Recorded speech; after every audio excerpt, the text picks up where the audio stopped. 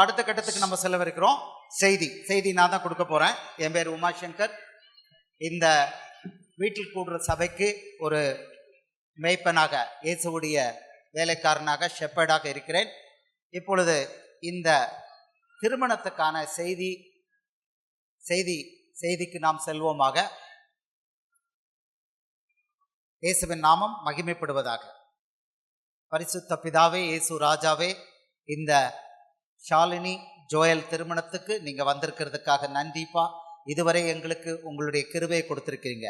தொடர்ந்து உங்க கிருபையை கொடுங்க ஏசப்பா. இந்த பிள்ளைகளை ஏசப்பா நீங்க நல்ல வாழ்வாங்கு வாழ செய்யுங்க, உமக்குள்ள வாழ செய்யுங்க.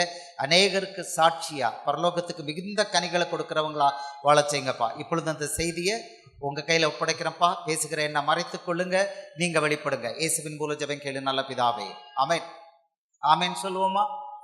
எங்க மணமகன் தரப்பிலிருந்து, மணமகள் தரப்பிலிருந்தும் இயேசுவை ஏற்றுக்கொண்டவர்கள், இயேசுவை ஏற்றுக்கொள்ளாத இரண்டு தரப்பினரை வந்திருக்கிறீங்க. உங்களுக்கு வாழ்த்துக்கள்.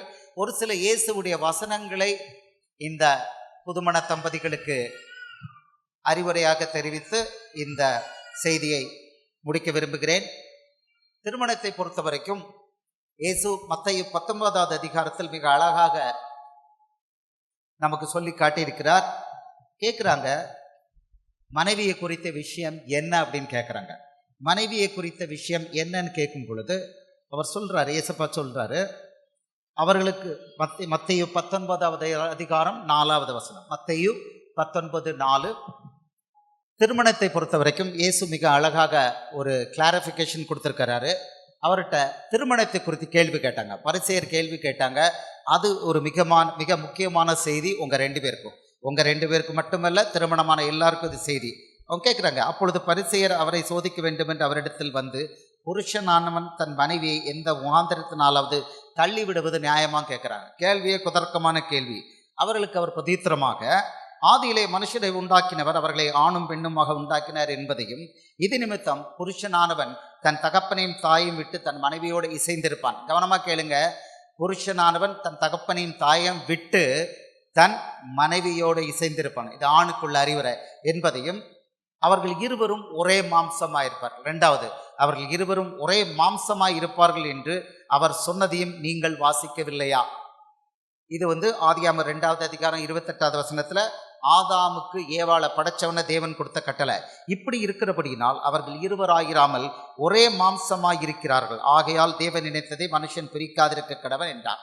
சொல்றாரு, முக்கியமானது சொல்றாரு, கணவனும் மனைவி ஆயிடுச்சுன்னா அவர்கள் இருவரும் தனி கிடையாது, அவர்கள் இருவரும் ஒரே மாம்சம். இதுவரைக்கும் நீங்க தனித்தனி, இதுவரைக்கும் நீங்க ஜோயல் மகா கிறிஸ்டினான் தனித்தனி. ஆனா இனிமை அப்படி கிடையாது, இனிமை கிடையாது. எப்போ நீங்க திருமணத்துல இணைஞ்சிட்டீங்களோ அப்பொழுது இருவரும் வசனத்தின்படி ஒரே மாம்சம். இந்த ஒரே மாம்சம்ங்கிறதுக்கு அர்த்தத்தை மிக தெளிவா புரிஞ்சுக்கணும். அப்படின்னா, மகளுக்கு, உங்க மனைவிக்கு ஒரு விஷயம் ஒரு சின்னதா வலிக்குன்னா அது எங்க வலிக்கணும்? ஜோயலுக்கு வலிக்கணும். ஜோயலுக்கு ஒரு சின்ன இஷ்யூனா யாருக்கு அது வலிக்கணும்? மகளுக்கு வலிக்கணும், மனைவிக்கு வலிக்கணும். இதுதான் ஒரே மாம்சம். அப்ப விட்டு கொடுக்கணும். இதுக்கு உயர்வா பைபிள்ல ஒரு ரிலேஷன்ஷிப் சொல்லப்படவே இல்லை. இந்த திருமண பந்தத்துக்கு மேல எந்த ஒரு பந்தமும் பைபிள்ல தரப்படலை. ஆனா அவர் என்ன சொல்றாருன்னா, அவருடைய சபை என்ற மணவாட்டி, சபைனா இயேசுடைய பிள்ளைகள், இயேசுவை ஏற்றுக்கொண்ட பிள்ளைகள் அவருக்கு மணவாட்டி, அவர் மணவாளன், சபை அவருக்கு மணவாட்டி. ஆமென். ஒரே கம்பாரிசன் தான் கொடுத்திருக்காரு, ஒரே ஒரு கம்பாரிசன் தான். இந்த திருமண வாழ்க்கைக்கு ஒரே ஒரு கம்பாரிசன் கொடுத்திருக்கிறாரு. சபை அவருக்கு மணவாட்டி, அவர் மணவாளன். ஒரு நாள் அவர் வானத்திலிருந்து இறங்கி வரப்போறாரு, அவர் மணவாட்டி சபையை கொண்டு போறார், அவருடைய பிள்ளைகளை. அதுதான் கம்பேர் பண்ணியிருக்கிறார். மற்றபடி இந்த திருமண வாழ்க்கைக்கு, இந்த திருமண பந்தத்துக்கு இணையா இந்த பைபிள்ல எதுவும் தரப்படவில்லை. மிக உயர்வான ஒரு அந்தஸ்தை தேவன் திருமண பந்தத்துக்கு கொடுத்திருக்கிறார். அதாவது கணவனும் மனைவியும் உயிருக்கு உயிராக நேசிக்கணும்னு கொடுத்திருக்கிறார். ஒரே மாம்சம் அப்படிங்கிறது பிரிக்க முடியுமா?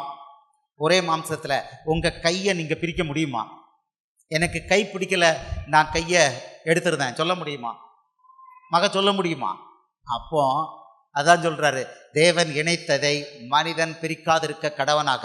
ஒரே மாம்சங்கும் போது பிரிக்க முடியாது. இதை எப்பொழுதுமே கவனமா வச்சுக்கணும்.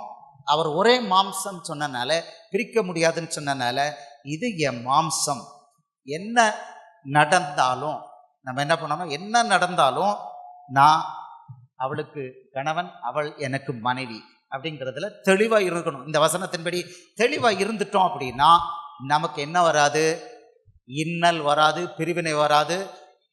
அடுத்தது என்ன வராது, மனசுல சோகம், குடும்பத்துல கட்டுகள் வராது. ஆமேன் சொல்லுவோமா? ஆமேன். ஸோ மிக உயர்வான இதை ஒன்று கொடுத்திருக்கிறாரு. கணவனுக்கு முக்கியமா என்ன கொடுத்திருக்கிறாரு, இதிலிருந்தே ஒரு க்ளூ கொடுத்திருக்கார். திருமணம்ங்கிறது தேவ நீதி.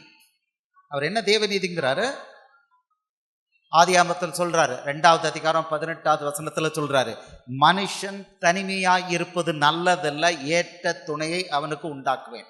a friend comparable to him. மனைவி தான் ஒரு மனுஷனுக்கு the best companion, friend, a friend comparable to him. அப்படின்னா நம்ம மொபைல் ஃபோன் நமக்கு கம்பேனியன் கிடையாது, நம்ம வேலை, நம்ம காரு, நம்ம வீடு நம்ம கம்பேனியன் கிடையாது, நம்மளுக்கு இன்னைக்கு இருக்கிற ஃப்ரெண்ட்ஸ் கம்பேனியன் கிடையாது. திருமணம் ஆன பிறகு மனைவி மட்டும்தான் புருஷனுக்கு த பெஸ்ட் கம்பேனியன். ஜோயல் ஒரு ஆமேன் சொல்வீங்களா? ஆமென். உங்களுக்கு திருமணமான பிறகு பெஸ்ட் கம்பேனியன் யாரு? கிறிஸ்டினா. ரொம்ப வெக்கப்படுவாருன்னு சொல்றாருங்க. உண்மையிலே வெக்கப்படுறாரோ, பேரை சொல்ல வச்சிருவோம். உங்களுக்கு திருமணமான பிறகு பெஸ்ட் கம்பேனியன் யாரு? Christina. Christina. Christina. Shalini. Shalini என்கிற கிறிஸ்டி. ரொம்ப ரொம்ப அவருக்கு தனியான மைக்கு போடணும் போல தெரியுது. எனக்கே கேட்க மாட்டேங்க, உங்களுக்கு கேட்டுதான் தெரியல. எனிவே, ஷாலி என்ற கிறிஸ்டினா தான் எனக்கு ரொம்ப தோஸ்து, இதுக்கு இனிமேலேருந்து தோஸ்து அப்படின்ட்டார். அல்லேலூயா. கல்யாணம் முடியறதுக்கு முன்னாலே இவ்வளோ வெக்கப்படுறாரு. சாரி, வெக்கமெல்லாம் கொஞ்சம் நாள்ல சரியா போயிடும். Okay, good. இயேசு ரொம்ப அழகா பிளான் பண்ணி ஒரு மனுஷனுக்கு கொடுத்திருக்கிற மிகப்பெரிய கிஃப்ட் ஒன்னே ஒன்று தான், பெஸ்ட் கிஃப்ட் மனைவி தான். ஏன்னா அவரே படைச்சு கொண்டு வந்து மனுஷனுக்கு கொடுத்தது ஒன்னே ஒன்று தான். எது தெரியுமா? ஏவாள் தான். இந்த ஏவாளை, அந்த மகளை உங்களுக்கு படைச்சு ஏசப்பா கொடுத்துருக்காரு, உங்களுக்குன்னு கொடுத்துருக்கிறார். அப்போ அந்த அண்டர்ஸ்டாண்டிங் எப்போது இருக்கணும், என் மனைவி தேவன் எனக்காக படைத்து எக்ஸ்க்ளூசிவா எனக்குன்னு கொடுத்துருக்காருங்கிற ஒரு அண்டர்ஸ்டாண்டிங் உங்களுக்கு இருக்கும்போது நீங்க 2 விஷயத்துல உறுதியா இருப்பீங்க. ஒன்று, பரலோக தேவனுக்கு நன்றியா இருப்பீங்க. இந்த மகளை உங்களுக்கு மனைவியா கொடுத்ததுக்கு இயேசுவுக்கு நன்றியா இருப்பீங்களா? நன்றியா இருப்பேன். வாழ்க்கை முழுக்க நன்றியா இருப்பீங்களா? நன்றி. வாழ்நாள் ஃபுல்லாக நன்றியா இருப்பேன். சொல்லிட்டார் நன்றியா இருப்பேன்னு சொல்லிட்டார். எல்லா கமிட்மெண்ட்டும் இப்போ வாங்கிடணும். 2வது, இயேசுவே தயார் பண்ணி வனைந்து இந்த பிள்ளைய உங்களுக்கு கொடுத்துருக்காரு. இப்படி மூக்கு மூலிகமா இருந்தா இவருக்கு பிடிக்கும், இப்படி பேசுனா இந்த குரல் இருந்தா இவனுக்கு பிடிக்கும் சொல்லி அதுக்கு ஏற்ற மாதிரி அந்த பிள்ளைய வனைஞ்சு இவர் கையில கொடுத்துருக்கிறார். அப்படின்னா ஒன்று தேவனுக்கு நன்றியா இருக்கணும், இன்னொன்றுக்கு யார் மேல அன்பா இருக்கணும்? சாலினி என்கின்ற கிறிஸ்டினாவுக்கு ஷாலினிங்கிற கிறிஸ்டினா மேல அன்பா இருக்கணும். ஏன்னா யார் கொடுத்த கிஃப்ட் அது? யார் கொடுத்த கிஃப்ட்? தேவன் கொடுத்த பர்சனல் கிஃப்ட். பெஸ்ட் கிஃப்ட் இதுதான். இந்த அண்டர்ஸ்டாண்டிங் இன்னைக்கு மட்டுமல்ல, கடைசி வரைக்கும் இருக்கணும். அவர் சொல்றாரு, இந்த ஒரே சரீரம்ங்கிறதுல நிறைய அர்த்தங்கள் இருக்கு. இதை விளக்கி அப்போஸ்தலனாகிய பவுல் சொல்றான். கொலோசியர் 3:18-19 சொல்றான். 2 வசனங்களை உங்களுக்கு நான் படிச்சு காமிக்கிறேன். இதுல இயேசுவை அறியாதவர்களுக்கு ரொம்ப இன்ட்ரெஸ்டிங்கா இருக்கும். கொலோசியர் 3வது அதிகாரம் 18-19 சொல்றான். 18 மனைவிக்கு அறிவுரை கொடுக்குறான். மனைவிகளே, கர்த்தருக்கு ஏற்கும்படி உங்கள் புருஷருக்கு கீழ்ப்படியுங்கள். புருஷர்களே, உங்கள் மனைவிகளில் அன்பு கூறுங்கள். உங்களுக்கு கொடுத்துருக்காரு ஒரே கட்டளை, என்ன தெரியுமா? மனைவி மேல அன்பு கூறணும். 2வது கொடுத்துருக்கிறாரு, அவர்கள் மேல் கசந்து கொள்ளாதீர்கள். இதுக்கு நான் அர்த்தம் சொல்றேன், அவர்கள் மேல் கசந்து கொள்ளாதீர்கள். எபேசியர் 5:25 இதே கட்டளைய சொல்றாரு. பவுலப்போஸ்தலனை வச்சு சொல்றாரு. எபேசியர் 5:25, புருஷர்களே உங்கள் மனைவிகளில் அன்பு கூறுங்கள்.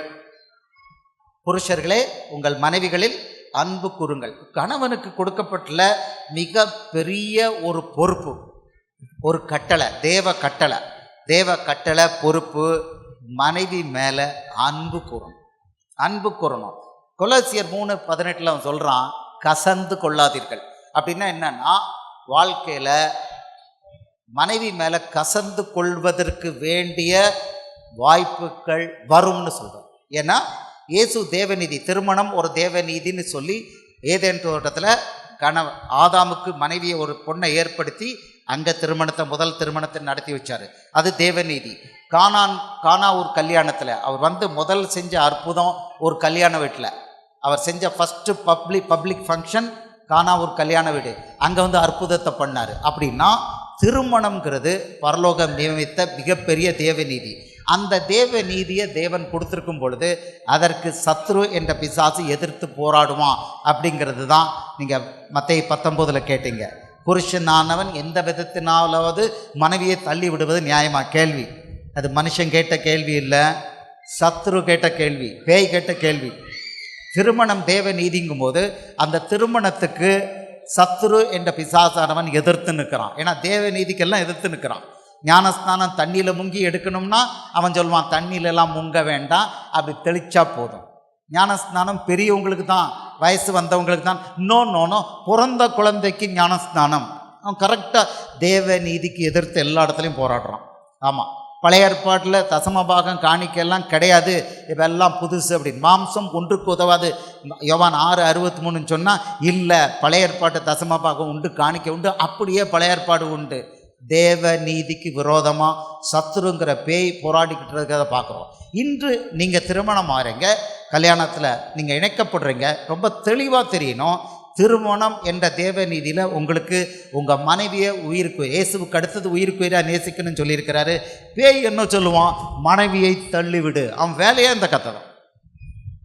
எல்லாருக்கும் உலகம் முழுக்க அவன் பண்ணுறது மனைவியை எப்படியாவது தள்ளிவிடு. முதல்ல அவளுக்கு கொடுக்குற பணத்தை நிறுத்து, இல்லைன்னா அவன் வேலை பார்த்தானா அவன் பணத்தை பூரா வாங்கி அவளுடைய ஏடிஎம் கார்டை ஓம் பாக்கெட்டில் வச்சுக்கோ, அவளுக்கு எந்த விதமான இண்டிபெண்டன்ஸை கொடுக்காத அப்படி சொல்லுவான். அடுத்தது பார்த்தீங்கன்னா படுக்கறையில் தள்ளி வை.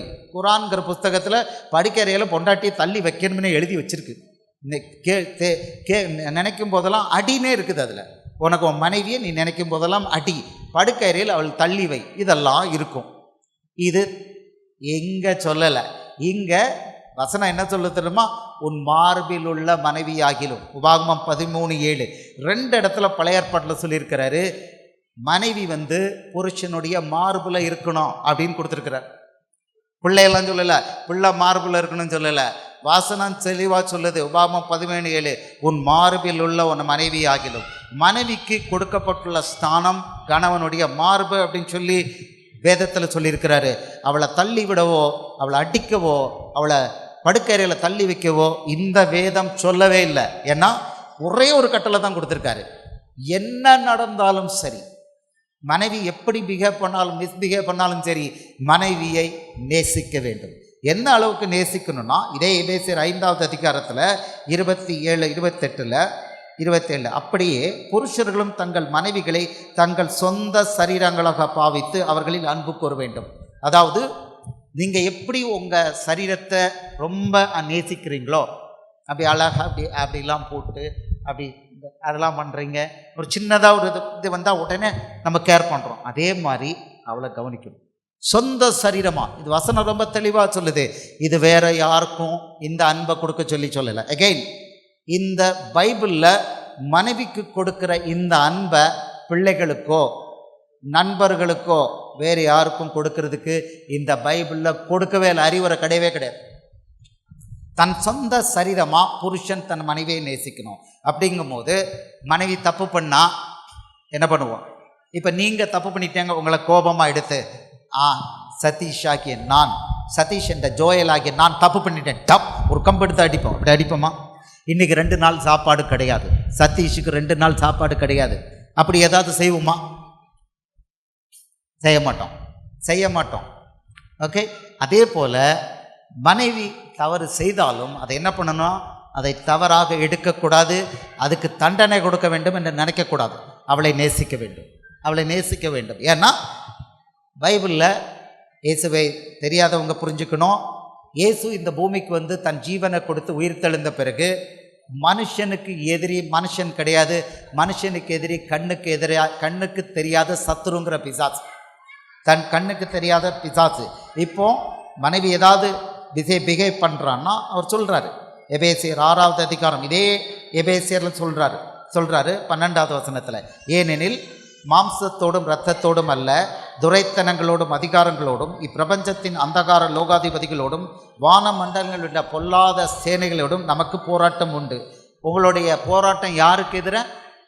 அவர் கிளீனாக சொல்கிறாரு, நம்மளுடைய போராட்டம் மாம்சத்துக்கும் இரத்தத்துக்கும் விரோதமானதல்ல. நம்ம போராட்டம் யாருக்கு விரோதமாவா? மறுபடியும் காமிக்கிறேன், படிக்கிறேன். ஏனெனில் மாம்சத்தோடும் இரத்தத்தோடும் அல்ல, துரைத்தனங்களோடும் அதிகாரங்களோடும் இப்பிரபஞ்சத்தின் அந்தகார லோகாதிபதிகளோடும் வான மண்டலங்களில் உள்ள பொல்லாத ஆவிகளின் சேனைகளோடும் நமக்கு போராட்டம் உண்டு. நமக்கு போராட்டம் இல்லாமா? இயேசு ஜீவனை கொடுத்து உயிர் தெழுந்த பிறகு நமக்கு போராட்டம். உங்களுக்கு போராட்டம் உங்கள் புருஷன் இல்லை, உங்கள் புருஷனுக்கு போராட்டம் உங்களோட இல்லை. அதே போல் உங்களோட போராட்டம் ஒருபோதும் உங்கள் மனைவியோட கிடையாது, உங்கள் மனைவிக்கு நீங்கள் போராட்டம் பண்ணுறவர் இல்லை. 2 பேருக்கு நடுவில், மனுஷனுக்கு நடுவில் போராட்டத்தை கொண்டு வருது ஒன்று தான் பேய். ஆமாம். அப்போது உங்களுடைய எதிரி எப்பொழுதுமே சத்ரு என்ற சாத்தான். அவன் கண்ணுக்கு தெரியாமல் வேலை பண்ணுறான். அப்படி அதை கணக்கு வச்சு நீங்கள் என்ன பண்ணணும்னா, உங்கள் மனைவியை எப்பொழுதும் மன்னித்து அவளை அணைத்து நேசிக்கிறதுக்கு தயாராக இருக்கும். அப்படி இருந்தீங்கன்னா நீங்கள் சீஷத்துவத்தில் கீழே விழமாட்டீங்க. உங்களுக்கு கிடைக்கிற ஆசீர்வாதங்களில் எந்த குறையும் இருக்காது. ஆமேன் சொல்லுவோமா? ஆமேன். முக்கியமான செய்தியை உங்களுக்கு கொடுத்தாச்சு. மகளுக்கு சொல்கிறாரு, மகளே உங்களுக்கு சொல்கிறாரு, எபேசியர் 5:22 மகளுக்கு கொஞ்சம் இயேசுவா ஒரு வார்த்தையில் சொல்லிட்டாரு, 2 பேரும் ஒரே மாம்சம். அப்படின்னா மகளே, அது உங்களுக்கும் பொருந்தும். இப்போ உங்கள் வீட்டுக்காரர் மேலே கோபுறாது ஒரு பிரச்சனை, உங்கள் மேலே ஒரு குறைன்னா டக்குன்னு எடுத்து, அம்மா என் மேலே இது குறை இருக்குன்னு நம்மகிட்ட சொல்லுவீங்களா? நம்ம குறைய மட்டும் என்றைக்குமே சொல்ல மாட்டோம்லம்மா, நம்ம குறைய சொல்ல மாட்டோம். அதே போல் குடும்பத்தில் ஒரு குறைன்னா கடன்னு எடுத்து, அம்மா இன்னைக்கு ரசம் வச்சேன், ஒரு டேஸ்டே இல்லைன்னு சொல்லிவிட்டாரு, கடையிலேருந்து ஜொமேட்டோ ஆர்டர் போட்டு வர வச்சுட்டாரு, என் ரசத்தை பூரா கூரை கொட்டிவிட்டேன், இப்படியா சொல்லுவாங்க? சொல்லக்கூடாது. ஆமாம். அப்போ என்ன பண்ணணும்? ஓகே, ரசம் சரியில்லையா, உங்களுக்கு பிடிக்கலையா, இன்னொரு ரசம் வச்சுருவோம். கஜினி முகமாது மாதிரி 8 முறை ரசம் வைப்போம். ஆமாம், 8 முறை ரசம் வைப்போம். ஆமாம், இளம் வயசுல எல்லாம் தாக்கு பிடிக்கணும். ரசம் நல்லா இல்லைன்னாலும் ரசம் சூப்பர், சாம்பார் நல்லா இல்லைன்னாலும் சூப்பர்னு சொல்ல பிடிக்கணும். உப்பே போடலைன்னாலும் நல்லா இருக்குது, உப்பு சூப்பராக இருக்குது அப்படின்னு சொல்லணும். எனக்கு ஓகே, நம்மளோட சொந்த கதை சோக அதெல்லாம் வேண்டாம். ஓகே, இப்போ கம்ப்ளைண்ட் பண்ணுறது, கணவனுக்கு எதிராக கம்ப்ளைண்ட் பண்ணுறதுன்னா அதுக்கு என்ன அர்த்தம்னா மகளை, நீங்கள் உங்களுக்கு எதிராக கம்ப்ளைண்ட் பண்ணுறீங்கன்னு அர்த்தம். நம்பர் 1, உங்களுக்கு இந்த கணவரை தந்த தேவனுக்கு விரோதமாக கம்ப்ளைண்ட் பண்ணுறீங்க. மனைவி கணவனுக்கு எதிராக கம்ப்ளைண்ட் பண்ணுறத, கசப்பாகிறத, குறை சொல்கிறத பரலோகம் அனுமதிக்கவே இல்லை. ஏன் தெரியுமா? வசனம் தெளிவாக சொல்லுது. ரோமர் 11வது அதிகாரத்தில் இருக்குது, நான் வாசித்து காமிக்கிறேன். வசனம் கிளியராக இருக்குது. புருஷனுக்காக தான் மனைவியை அவர் படைச்சார். அப்படின்னா ஜோயலுக்காக உங்களை படைச்சார். ஆமாம். இப்போ நீங்கள் ஒரு கிஃப்ட்டு, அவருக்கு கொடுக்கப்பட்ட மிகப்பெரிய கிஃப்ட்டு, பரிசுங்கிற முறையில் நீங்கள் அவரை தொந்தரவுப்படுத்த முடியுமா? அவர் மேலே குற்றம் சொல்ல முடியுமாமா? பரிசு யார் மேலேயாவது குற்றம் சொல்ல ஏதாவது யார் பேர்லையாவது குற்றப்படுத்த முடியுமாமா? முடியாது. இதை கவனமாக வச்சுக்கணும். புருஷனை குற்றப்படுத்துவது, புருஷனை குறித்து குறை சொல்வது நியாயமாக இருக்கலாம். நிறைய பெண்களை பார்க்குறோம், ஆஸ்பத்திரி ஊழியம் போகும்போது, என் புருஷன் குடிக்கிறான் என்ன பண்ணுறது அப்படிம்பாங்க. கம்ப்ளைண்ட்டே பண்ணக்கூடாது. புருஷனை குறித்து கம்ப்ளைண்ட் பண்ணுறதுக்கு இந்த பைபிளில் இடம் தரப்படவில்லை. ஏன்னா மனைவியை புருஷனுக்கு கொடுத்துருக்குது ஏற்ற துணை. அவனை நல்லா கவனித்து அவனுக்கு இவன் மேலே குறை சொல்ல முடியாதபடி அவனை கேர் பண்ணணும். இது மனைவியோடைய பொறுப்பு. அவள் கரெக்டாக அந்த பொறுப்பில் இருந்தா. மறுபடியும் சொல்கிறேன், மனைவி தன்னுடைய பொறுப்பில் கரெக்டாக இருந்தா அவளுக்கு புருஷன் மேலே கம்ப்ளைண்ட் பண்ணுறதுக்கு வாய்ப்பே இருக்கிறது. மனைவி ஏன் கணவன் ஏன் குடிக்க போகிறான், கணவன் ஏன் குடிக்க போகிறான் அப்படிங்கிறத பார்த்தீங்கன்னா, வீட்டில் அவருக்கு மனைவியோட நேரம் கிடைக்கல, மனைவியோட கிடைக்க வேண்டிய அந்த தாம்பத்தியம் கிடைக்கல, போகிறாரு, குடிக்க போகிறாரு. ஆனால் ஒரு சிலர் கல்யாணத்துக்கு முன்னாலே குடிக்கிறாங்க. அப்படின்னா அவங்கள மாற்ற வேண்டியது மனைவியோட கடமை, குறை சொல்வது அல்ல. கணவனை குறித்து குறை சொன்னால் என்ன ஆகும்னு அவங்களுக்கு சொல்கிறேன். இங்கே வந்திருக்கீங்க, கிறிஸ்தவர்களும் வந்திருக்கீங்க, மற்றவர்களும் வந்திருக்கீங்க. கணவனை குறித்து அது நியாயமான குறையாக இருக்கலாம். குடிக்கிறான், காசு தர மாட்டேக்கான், சில சமயம் அடிக்கிறான், நியாயமான குறை. ஆனால் அது குறையாக சொல்லிக்கிட்டே இருந்தாங்கன்னா என்ன ஆகுது தெரியுமா? கசப்பு வருது. கசப்பு வந்தவுடனே புருஷனுக்கு ஏதாவது அஃபெக்ட் ஆகுதா? ஷாலினி மகளே, புருஷனுக்கு ஏதாவது அஃபெக்ட் ஆகும்? அவன் குடிக்கிறானோ, குடிச்சிக்கிட்டே தான் இருக்கிறான். சில ஆளுங்க பொம்பளை பொறுக்கியாக இருக்கிறாங்க, தெரியும், சில கேசத்துலாம் இருக்குது. அவன் பொம்பளை பொறுக்கியாக இருக்கிறான் அப்படின்னு சொல்லுவாங்க. இவன் இப்படி பொம்பளை பொறுக்கியாக இருக்குன்னு. இப்போ கடைசியில் யாருக்கு பிரச்சனை வருதுன்னு பார்த்தீங்கன்னா, அவன் பொம்பளை பொறுக்கியான்னா அவன் பொறுக்கியாக தான் இருக்கிறான், குடிக்கிறான்னா அவன் குடிச்சிட்டே இருந்தாங்க, கல் மாதிரி இருக்கான், அவனுக்கு ஒன்றுமே வர மாட்டேக்கு. ஆனால் யாருக்கு பிரச்சனை வருது தெரியுமா? அவனை குறித்து குறை சொல்கிறா பார்த்தீங்களா அந்த பொம்பளை பிள்ளை, அவளுக்கு தான் வருது. முதல்ல முட்டில் வலி வருது, அப்புறம் கர்ப்பப்பையில் வலி வருது, டாக்டர்கிட்ட போய் கர்ப்பப்பை எடுக்கிறாங்க. முட்டு அர்த்தரைட்டிஸ் இருக்கிறது, கொஞ்சம் கொஞ்சமாக மோசமாகுது, நடக்க முடியாதபடி மோசமாகுது, பல பெரிய வியாதிகள் வர்றதை பார்க்குறேன். இந்த பொம்பளை பிள்ளை மேலே தப்பு இருக்கா? இல்லை, புருஷன்தான் அவ்வளோவும். ஆனால் பொம்பளை பிள்ளை மேலே ஒரே ஒரு தப்பு, கணவனை பற்றி குறை சொல்லி கணவனுக்கு எதிராக பேசும் பொழுது அவள் இயேசுவுடைய திட்டத்துக்கு விரோதமாக போகிறாள். ஸோ ஷாலினி மகளை, முக்கியமான ஒன்று, புருஷனுக்கு எதிராக கசப்பு குறை இருக்குது. குறை வெளியில் சொல்லவே கூடாது, கசப்பு இருக்கவே கூடாது. அப்போ என்ன பண்ணுறது ஐயா, என்ன செய்வது அப்படின்னு கேட்டால், நீங்கள் இயேசுவை அறிந்த பிள்ளை, உங்கள் கையில் பைபிளில் இருக்குது, உங்களுக்கு யுத்த ஜபம்னா என்ன தெரியும், பரிசுத்தம்னா என்னன்னு தெரியும். நீங்கள் இயேசு உங்களுக்கு அப்பாங்கும் போது அவர் எவ்வளோ பெரியவர்னு உங்களுக்கு தெரியும். உங்களோட ரிலேஷன்ஷிப், நீங்கள் உங்களுடைய ரிலேஷன்ஷிப் வித் ஜீசஸ், இயேசுவோடு உள்ள தொடர்பை என்ன பண்ணணும்னா இன்னும் கூட்டணும். அதுக்கு ஒரே வழி இயேசுவோட வசனங்கள், மத்தேயு, மார்க், லூக்கா நிறைய படிக்கணும். ஏன்னா அந்த வசனங்களை படிக்கும்போது யோவான் 15:3 சொல்கிறாரு, என்னுடைய உபதேசத்தினாலே இப்பொழுதே நீங்கள் சுத்தமாக இருக்கிறீர்கள். யோவான் 17:17 சொல்கிறாரு, உம்முடைய வசனமே சத்தியம், உம்முடைய வசனம் பரிசுத்தமாக்கும். இயேசுடைய வசனம் பரிசுத்தமாக்கும், நம்பர் 1. அடுத்தது, இயேசுங்கிற நாமத்தை சொல்லி ஜெபம் பண்ணணும். ஜெபம் பண்ணும் பொழுது உங்களுடைய கணவர் யாருனாலும் சரிதான், கணவர் தவறான போக்கில் போகிறாங்க அப்படின்னா அது எல்லாமே தடுக்கப்படும். ஏன்னா இணைத்து வைக்கிறவர் யார்? அவர் சொல்கிறாரு, தேவன் இணைத்து வைத்ததை மனுஷன் பிரியாதிருப்பானாக. அது இந்துக்களாக இருக்கலாம், முஸ்லீம்களாக இருக்கலாம், கிறிஸ்தவர்களாக இருக்கலாம், யாராக இருந்தாலும் திருமணத்தை நடத்தி வைத்து கணவன் மனைவியை இணைத்து வைக்கிறது யார்? இயேசு தான். ஒரே ஒருத்தர் தான் திருமணத்தில் கணவன் மனைவியை இணைத்து வைக்கிறாரு. அதனால் இணைத்து வைத்தவர் உண்மை உள்ளவர். உங்களை திருமண பந்தத்தில் இணைத்து வைத்தவர் உண்மை உள்ளவர். இதை நீங்கள் கவனமாக புரிஞ்சு, உங்களுக்கு ஒரு பிரச்சனை வருதுன்னா வர்றதுக்கு முன்னாலே நம்ம என்ன பண்ணணும்னு சொல்லி கொடுத்துருக்குறோம்.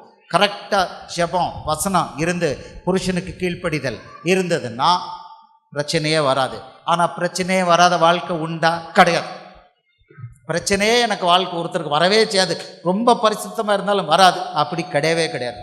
ஏன்னா இந்த உலகத்தை பிசாசு கையில் தான் இன்னும் இயேசு ஒப்படைச்சிருக்காரு.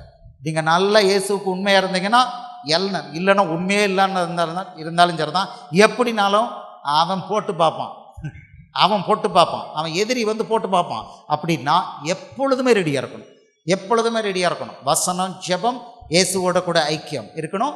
மனைவினா கணவனுக்கு நல்ல கீழ்ப்படிதலோடு இருக்கும் பொழுது பிரச்சனை வந்தது போல போயிடும்.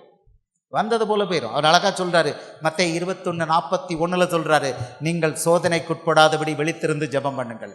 ஜெப வாழ்க்கை இல்லை, இயேசுவோட வசனம் இல்லை அப்படின்னா, அவருடைய வசனத்தின்படி சோதனையில் எல்லாருக்கும் சோதனை உண்டுன்னு சொல்லிட்டார். மத்தேயு 7:24-27 வரை சொல்கிறாரு, என்ன வருதான்? பெருங்காற்று, பெருமழை, பெருவெள்ளம். நல்ல ஆளுக்கும் அதுதான், கெட்ட ஆளுக்கும் அதுதான். ஆனால் இயேசுவோட வசனத்தில் உள்ளவன் என்னவா? அவன் அப்படியே நிற்கிறான். கற்பாறையின் மேலே கட்டப்பட்டவன். மற்றவங்க இயேசுவோட வசனத்தை அறிஞ்சு கீழ்ப்படியாதவங்களுக்கு அது மணல் மேலே கட்டப்பட்ட வீடுங்கிறாரு, அழிந்து ஒன்றுமில்லாமல் போயிட்டுங்கிறாரு, தெளிவாக சொல்கிறாரு. அப்போ நமக்கு எப்படி நம்மளுடைய திருமண வாழ்க்கையில், நம்மளுடைய ஆவிக்குரிய வாழ்க்கையில் அப்படியே சக்ஸஸ்ஃபுல்லாக சந்தோஷமாக மற்றவங்களுக்கும் கனி கொடுக்குற வாழ்க்கை வாழலான்னு ஸ்ட்ராட்டஜி எல்லாமே இதில் கொடுத்துருக்கிறார். இதை ஃபாலோ பண்ணணும். இப்போ மகளுக்கு நான் ஏசப்பா கொடுத்துருக்கிற வசனத்தை கொடுக்குறேன். எபேசியர் 5:21 தெய்வ பயத்தோட ஒருவருக்கு ஒருவர் கீழ்ப்படிந்திருங்கள். மனைவிகளே, கர்த்தருக்கு கீழ்ப்படுகிறது போல உங்கள் சொந்த புருஷருக்கும் கீழ்ப்படியுங்கள். எப்படிம்மா மகளா ஷாலினி, எப்படி அவருக்கு கீழ்ப்படுவீங்க? ஜோயலுக்கு கர்த்தருக்கு கீழ்ப்படுகிறது போல கீழ்ப்படியும். அப்படின்னா மற்றவங்க சொல்லுவாங்க கணவன் கண்கண்ட தெய்வம், கேள்விப்பட்டிருக்கீங்க தானே எல்லாரும்? இந்துக்கள் எல்லாரும் சொல்றதான் கணவன் கண்கண்ட தெய்வம். பைபிள் அதைத்தான் சொல்லுது. இவர் தான் உங்களுடைய கர்த்தர்னே சொல்லுது.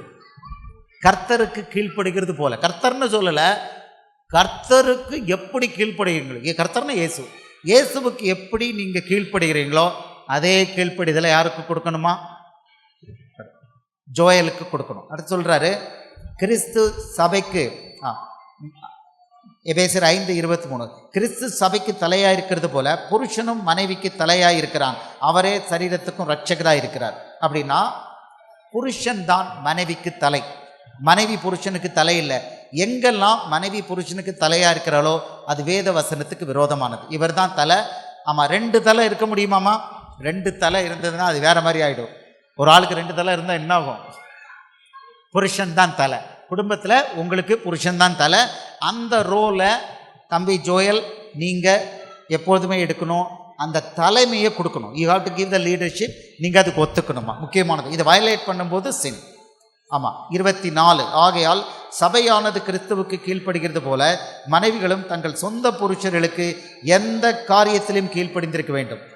இது அது இல்லை, அவர் என்ன விருப்பப்படுறாரோ அதுக்கு எந்த காரியத்திலையும் கீழ்ப்படினு இங்கே இருக்குது. அடுத்த வசனம் உங்களுக்கு ஏற்கனவே சொல்லியாது, புருஷன் மனைவியை நேசிக்கணும், மிக முக்கியமானது இது. ஓகே, இப்போ இந்த வசனங்களுக்கு கீழ்ப்படியும் பொழுது நமக்கு என்ன கிடைக்குது? நீங்கள் பரலோக பாதையில் நடக்கிறீங்க. இந்த பூமிக்குரிய ஆசீர்வாதமும் பரலோக ஆசீர்வாதமும் ஒருங்கே இருக்கும். முடிவில் நீங்கள் எங்கே போகிறீங்க? நம்ம எல்லாம் எங்கே போகிறோம்? நித்திய ஜீவனுக்கு போகிறோம். நித்திய ஜீவன்கிற பரலோகம் போகிறோம். அப்படின்னா நித்திய ஜீவனுக்கு போகிற வழியில் திருமண வாழ்க்கை ஒன்றை நிச்சயித்திருக்கிறார். இந்த திருமண வாழ்க்கையில் கணவனும் மனைவியும் வெற்றி பெற வேண்டும். திருமண வாழ்க்கையில் கணவனும் மனைவியும், சொல்லுங்க ஜோயல், திருமண வாழ்க்கையில் வெற்றி பெறணும். திருமண வாழ்க்கையில் வெற்றி பெறுவீங்களா? கண்டிப்பாக வெற்றி பெறுவேன். ஷாலினி, திருமண வாழ்க்கையில் வெற்றி பெறுவீங்களா? கண்டிப்பாக வெற்றி பெறுவேன். ஓகே, கண்டிப்பாக வெற்றி பெறும். இந்த திருமண வாழ்க்கையில் தோல்வி அப்படின்னா அது என்னன்னா ஆவிக்குரிய வாழ்க்கையிலும் தோல்வி, பரலோக பாதையில் பிரேக்குன்னு அர்த்தம். ரொம்ப முக்கியம். திருமண வாழ்க்கை உங்களுடைய நித்திய ஜீவனுக்கான அந்த ஓட்டத்தில் மிக முக்கியமானது. அவன் சொல்கிறான், இப்போ 1 பேதுரு 3:7 சொல்கிறான், உங்கள் ஜெபங்களுக்கு தரை விடாதபடி விவேகத்தோடு உங்கள் மனைவிகளோடு வாழுங்க. உங்கள் மனைவி, இது உங்களுக்கு அறிவுரை, விவேகத்தோடு உங்கள் மனைவியோடு வாழணும்னு சொல்கிறான். யார்? பேதுரு சொல்லலாம். கல்யாணம் முடிஞ்ச ஆள், மனைவியை கூட்டு தெரிஞ்ச ஆள், உங்களுக்கு ஜெபத்துக்கு தடை வராதபடி. அப்படின்னா பிசாசு என்ன பண்ணுவான்னா மனைவியை வச்சு அவன் என்ன ட்ரை பண்ணுறான் அப்படின்னு பேதுரு வச்சு சொல்லியிருக்கிறாரு. உங்கள் ஜெபத்தை தடுக்கணும். உங்கள் ஜெபத்தை தடுத்தா என்ன ஆகும்? நீங்கள் குடும்ப தலைவர், அவளுக்கு நீங்கள் தான் தலைவர். உங்கள் ஜெபத்தை தடுத்தா உங்களையும் அடிக்கலாம், உங்கள் மனைவியை அடிக்கலாம், பிள்ளைகளை அடிக்கலாம், உங்கள் ஆசீர்வாதங்களை அடிக்கலாம். அதனால் பேதுரு வச்சு சொல்கிறாரு, விவேகத்தோடு அவர்களோடு வாழ்ந்து. அப்படின்னா நீங்கள் என்ன பண்ணணும்? டக்குன்னு ரியாக்ட் பண்ணக்கூடாது. மனைவி மற்றவங்களை போல இல்லை. உங்களை நான் சொல்லி கொடுத்துருந்தேன், மனைவி மற்ற தோழர்கள் தோழிகளை போலலாம் கிடையாது. மற்றவங்களுக்கு சரிக்கு சமமாக நீங்கள் சொல்லலாம், மனைவிக்கிட்ட சொல்லவே கூடாது. உங்களை நம்பி வந்திருக்கா, அப்படி என்னன்னா அவள் கோபமாக வந்தால் சாந்தி பண்ணி விடணும், சரிக்கு சரி பண்ணக்கூடாது. ஓகே, ஒரு அப்பாவுடைய ஸ்தானத்துலையும் இருக்கணும், கணவனுடைய ஸ்தானத்துலையும் இருக்கணும். ஆமாம், மன்னிக்கிறதுக்கு தயாராக இருக்கணும், சாஃப்டாக ஹேண்டில் பண்ணணும். சரிக்கு சரி ஏட்டிக்கு போட்டு மனைவிக்கு பண்ணக்கூடாது. இதை கரெக்டாக பார்த்துக்கிட்டிங்கன்னா உங்கள் வாழ்க்கையில் என்ன வராது? என்ன வராது? சண்டை இருந்ததுன்னா சண்டை நீளமாக போகாது, நின்றும். ஒரே நாளில் முடிஞ்சிடும். உங்களுக்குள்ள அன்பு மறுபடியும் வந்துடும். ஓகே, உங்களுக்கு போதுமான அளவுக்கு நான் சொல்லிட்டேன். இங்கே காலதாமதம் ஆயிருக்குது. இதோட முடித்துக்கொள்வோம். இயேசு உங்களை இன்றைக்கு இணைத்திருக்கிறார். உங்களுக்கு கொடுக்கப்பட்டுள்ள முக்கியமான செய்தி என்னன்னா, ஜோயல், உங்களுக்கு தேவன் கொடுத்துருக்கிற மிக பெரிய பரிசை இன்றைக்கி நீங்கள் வாங்கிட்டீங்க. இதான் வாழ்க்கையில் மிகப்பெரிய பரிசு இந்த மகா ஷாலினி தான். இதுக்கு மேலே இனிமேல் பரிசுலாம் கிடையாது. இதுக்கு மேலே லெஸ் தான். வீடு, வாசல், கார் எல்லாம் லெஸ் தான். இதுதான் பெஸ்ட்டு பரிசு. மகளே, உங்களுக்கு இயேசு ஒரு தலைவரை கொடுத்துட்டார். ஒரு குடும்பத்துக்கு தலைவர், உங்களுக்கு ஒரு தலைவரை கொடுத்துட்டாரு. எப்படின்னா, அவர் உங்களை லீட் பண்ணுவார். அவருக்கு இருக்கிற அபிஷேகம் ஒர்க் பண்ணும். பாதுகாப்பு ஒரு அம்பரலா மாதிரி. கணவன் அம்பரலா மாதிரி. கணவன் அனுமதி இல்லாமல் உங்களுக்கு வியாதி வராது. அவரை நல்லா நேசித்து கீழ்ப்படிஞ்சிட்டிங்கன்னா சூப்பராக இருக்கும். இதுக்கு பிறகு 1 கொரிந்தியர் 7வது அதிகாரம் முதல் 5 வசனங்களை வீட்டில் படிச்சுக்கோங்க. கணவன் மனைவி என்ன செய்யணும்னு, அதில் தாம்பத்தியத்தில் எப்படி விட்டு கொடுக்கணும், எப்படி வாழணும்னு வசனம் இருக்குது. அதை படிச்சுக்கோங்க. உங்களுக்கு தொடர்ந்து வழிநடத்தல் செய்வோம். இந்த வீட்டில் கூடுற சபையில் திருமணம் நடத்தி வைக்கும் பொழுது திருமண தம்பதிகளுக்கு தொடர்ந்து அறிவுரைகள், தொடர்ந்து ஆலோசனைகள், தொடர்ந்து சப்போர்ட் கொடுக்கப்படும். சந்தோஷமாக வாழ, இயேசுவுடைய ராஜ்யத்துக்கு கனி கொடுக்கறதுக்கு தொடர்ந்து சப்போர்ட் கொடுக்கப்படும். இப்பொழுது உங்களுக்கு ஒரு புதிய அத்தியாயத்துக்குள்ளே நீங்கள் 2 பேரும் நுழைஞ்சிருக்கீங்க. உங்களை இயேசுவின் நாமத்தில் வாழ்த்துகிறேன். திருமண வாழ்வு ரொம்ப பெஸ்ட்டு. யார் உலகம் என்ன சொன்னாலும் ஆசை 60 நாள், மோகம் 30 நாள். பொய். அன்பு கடைசி வரைக்கும் போகும். உங்களுக்குள்ள அன்பு கடைசி வரைக்கும் போகணும். இன்னைக்கு இருக்கிற அன்பு கடைசி வரைக்கும் இருக்கணும். அதில் கொஞ்சம் குறைஞ்சிட்டு அப்படின்னு சொன்னால் அது பிரச்சனை, பேய் பிடிச்சிருக்குன்னு அர்த்தம். என் மனைவி மேலே அன்பு குறைஞ்சிருக்கு, என் கணவர் மேலே அன்பு குறைஞ்சிருக்கு அப்படின்னு சொன்னோம்னா நம்மளை பேய் பிடிச்சிருக்குன்னு அர்த்தம். அன்பு குறையவே கூடாது. எப்போ வரைக்கும் தம்பி? கடைசி வரைக்கும் குறையக்கூடாது. ஆமாம், இன்றைக்கி துவங்கியிருக்கிற அன்பு கடைசி வரைக்கும். ஏதாவது உங்களுக்கு தோணுச்சுன்னா நீங்கள் பழைய அன்பு எப்படி இருக்குதுன்னு யோசித்து பாருங்கள். அவர் உங்களுக்கு செஞ்ச நன்மைகளை யோசித்து பாருங்கள். அவர் உங்களுக்கு செஞ்ச நன்மைகளை யோசித்து பாருங்கள். மகளை, சரியாக போயிடும். கல்யாணத்துக்கு நீங்கள் தேடி இருப்பீங்க, ரொம்ப நாள் பெண் தேடி இருப்பீங்க, ஒரு பொக்கிஷன் கிடச்சிருக்கு. மகளுக்கு நிறைய இடத்துல பையன் பார்த்துருப்பீங்க, கடைசியில் ஒரு பொக்கிஷன் கிடச்சிருக்கிறாரு. உனக்கு சந்தோஷம் தானே மகளை? தம்பி, சந்தோஷம் தானே? அதை கணக்கு வச்சு ஏசப்பா எனக்கு ஒரு பொக்கிஷத்தை கொடுத்தாருன்னு டக்குன்னு ரிகால் பண்ணி இயேசுவே நன்றி அப்படின்னு சொன்னோம்னா எல்லா ப்ரெஷரும் போயிடும். இயேசுவுக்காக தொடர்ந்து வேலை செய்யுங்க. மத்தேயு 6:33 வசனம் உங்களுக்கு தெரியும். முதலாவது தேவனுடைய ராஜ்யத்தையும் அவருடைய நீதியையும் தேடுங்கள், அப்பொழுது இவைகள் எல்லாம் உங்களுக்கு கூட கொடுக்கப்படும். இன்றைக்கி 2 பேரும் தொடர்ந்து ஆஸ்பத்திரிக்கு இயேசுவோட ஊழியம் பண்ணுறீங்க. தொடர்ந்து செய்ய முயற்சி பண்ணுங்கள். அது இயேசுவோட கூட நீங்கள் தொடர்ந்து ஐக்கியமாக இருக்கிறதுக்கு உதவி பண்ணுது. உங்களுக்கு என்னுடைய சார்பிலும், உங்கள் பெற்றோர்கள் சார்பிலும், உற்றார் உறவினர் சார்பிலும், இங்கே வந்திருக்கிற அத்தனை சீஷர்கள் தான் உங்களுடைய குடும்ப உறுப்பினர்களும் கூட, அத்தனை பேர் சார்பிலையும் உங்களுக்கு இயேசுவின் நாமத்தில் வாழ்த்துக்களை தெரிவித்துக் கொள்கிறேன். எல்லாரும் அவங்களுக்கு கரங்களை தட்டி வாழ்த்துக்களை தெரிவிப்போமா? இப்போ அடுத்த கட்டத்துக்கு செல்கிறோம்.